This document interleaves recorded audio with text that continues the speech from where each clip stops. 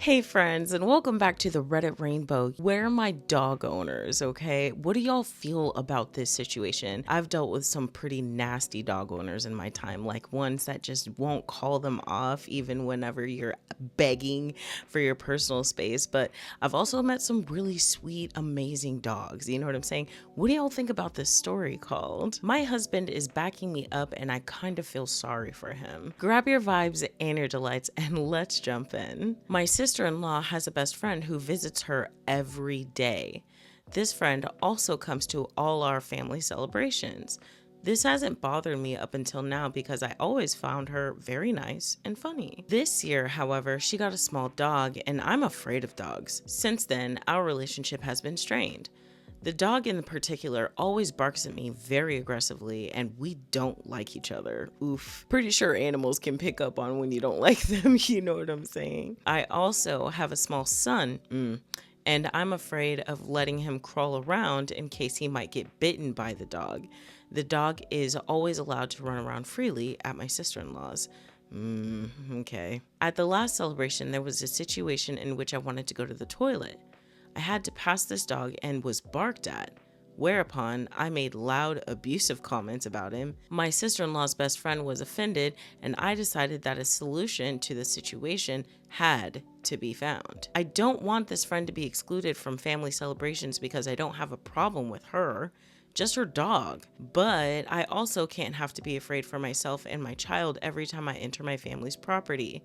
My idea would have been to talk to my sister-in-law and ask her to at least leave the dog at home when there are celebrations to which I am also invited. I don't think her friend takes me seriously since she's older than me, so I didn't think it would have helped to talk to her directly. I'm not sure I understood that. Like, oh, maybe like she thinks she's a kid, so she won't take her seriously. Okay. One day, my mother-in-law was visiting to see her grandson, and I tried to sound her out on the subject. My fears fell on deaf ears.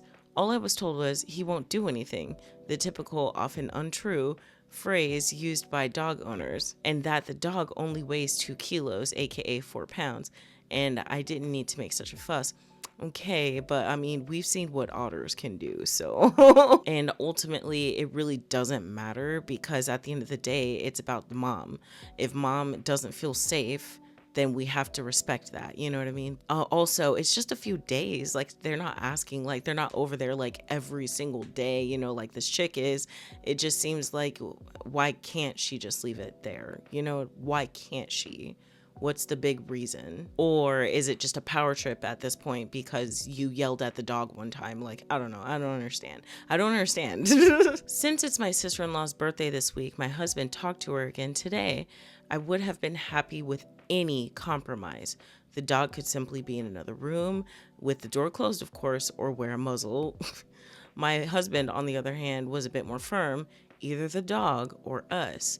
Also, I mean, like, y'all aren't going to be there like all fucking day, are you? Like, can she not just leave it at home for a couple hours and then come back? Or I don't know. I don't know. I just don't understand this. He thinks that my sister-in-law's friend can leave him at home for the 4 or 5 days a year when there is a celebration. Since she brings him with her on all 360 other days of the year, she's unemployed if that's important. And it really does seem like my sister-in-law and mother-in-law prefer the dog over us. After the conversation, my husband came through the door angry and sad and said that the family seemed to be over. According to him, his mother said, more or less disappointed, that the family is getting smaller again.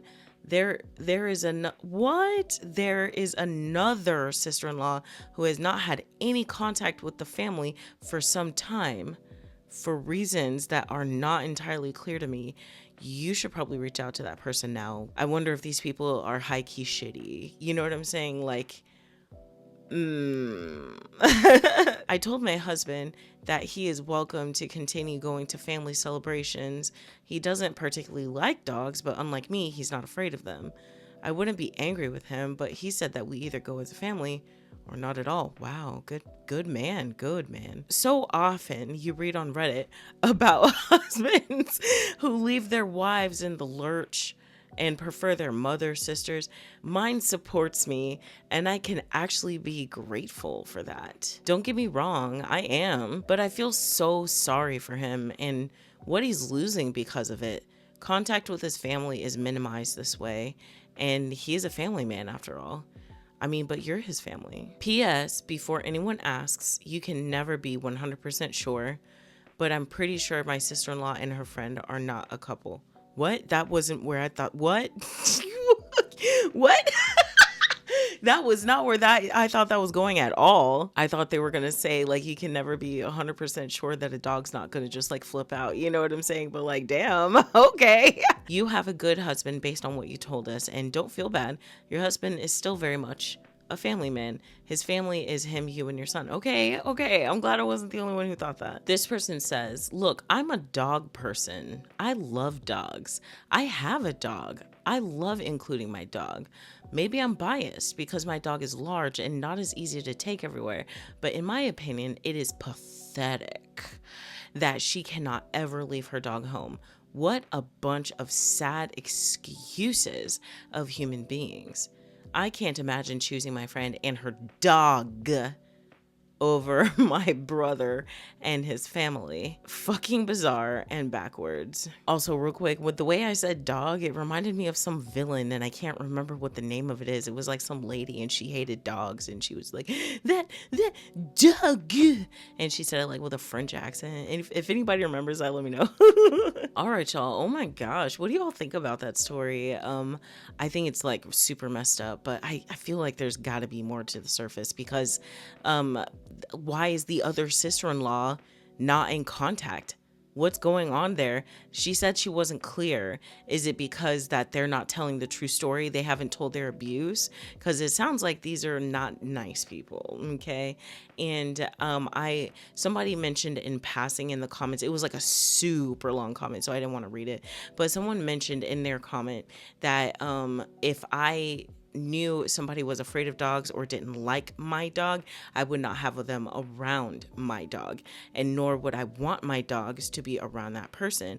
And I was like, damn, that's like truth. Like, I don't want my kids to be around people who don't like me, and I don't want them to be around my fucking kids. You know what I'm saying? So like, that's weird. And plus, I'm pretty sure that animals can absolutely pick up on your feelings. Why would you want to put your creature in a position where they're going to feel anxiety because they are unsure of somebody? And then the same, why would you want to put somebody in that same position? That's crazy work. Crazy. There's got to be more to the surface. I can't wait to hear what y'all think about it though. And as always, I'll catch y'all later. Mwah! Love you guys. Hey friends, and welcome back to the Reddit Rainbow. Y'all ready for another spooky story? Well, grab your vibes and your delights, and let's jump into a story called My Son Won't Stop Crying About the Monster Under His Bed. I've tried everything. I bought him a nightlight, I leave his bedroom door cracked, and a light on in the hallway. When I tuck him in, I make sure to check under the bed. I played up big. Nope, there are no monsters down here. And still, I can hear him whimpering all night. I'm at my wit's end. I can't get a wink of sleep. I've decided that I have to be blunt with him. I have to get out of bed and go to his room. When I enter the doorway, he quickly quiets his crying. We've got to have a talk, son. I walk in and take a seat on the edge of his bed. You need to stop with this monster business. I'm scared. He manages to get out. I understand. But there's nothing to be scared of. Monsters aren't real. They don't exist. There is no monster under your bed. I can only check under there so many times to prove it. You haven't been watching scary movies without my permission, have you? He shakes his head no. Good. Now I need you to be a brave boy, okay? We both need a good night's sleep. Dry your tears. It's time for bed. For real this time. Do you need a glass of water or anything? Will anything help you get some sleep? He wipes his swollen red eyes. I know what, he says. Maybe you could let me see my mommy and daddy. I'm your dad now. Never say that again. I kiss his forehead, make sure the chain around his ankle is secure, and tuck him in. No more crying, okay? Sweet dreams. Bro, what? What the fuck did I just read? I'm not okay. I'm not okay. Bro, some of these stories be mad scary, yo. Some of these stories be mad scary. I'm scared. Nah, man, because the way I thought that the dad was gonna be a monster. Why have I been so wrong all these times? Like, I thought the dad was gonna be the monster, but it turns out that he's just a kidnapper. And then, like, the girl, and she was a vampire, but I thought it was gonna be Croc in Gotham City. Like, we keep getting these plot twists I'm not expecting. I'm so happy. I'm having a good time. I encourage everybody to visit this subreddit. It is so good. Just like short and sweet, and it's amazing. All right, guys. I hope y'all have the greatest of days, okay? What are y'all going to be wearing for Halloween? I have the cutest Yoshi thing. It's nothing. It's just a backpack and some shades, but I'm going to be like a very minimalist Yoshi this year. But anyway, I love you guys so much, and I can't wait to see your thoughts and reactions, and I'll catch y'all later.